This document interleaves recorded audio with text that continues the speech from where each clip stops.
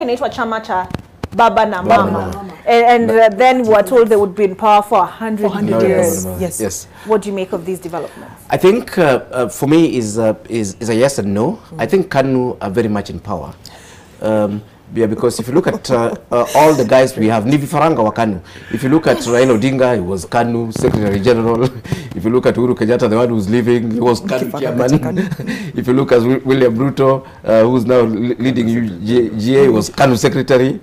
If you look at Moi, is Kanu Inheritor in Chief. So basically, every politician who is in Kenya now are actually a product of Kanu, and literally Moi put them in those particular positions. I think what has happened, which is normal and it's a lesson to learn from, is just what the Kanu boys decided to do after Baba left. So you find Raila, for example, has used like 5 different vehicles from that time.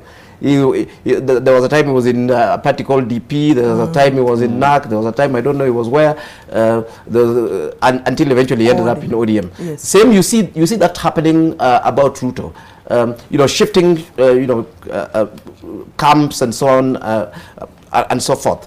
But at the same time, you find that there's those who have remained in the old Kanu. So for me, I look at it as an issue of political versatility rather than death of Kanu as such. Kanu has to die. That is the Kenyan political sort of culture that you know. I mean, you don't stay for long. You keep forming these new formations. You know, shifting towards the ones that are ending and so on. That's just the reality.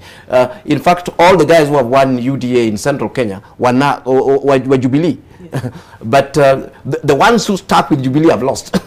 So for me, the issue really that I'm looking at here is that you actually have individuals that have stuck with an old vehicle that needs to be replaced.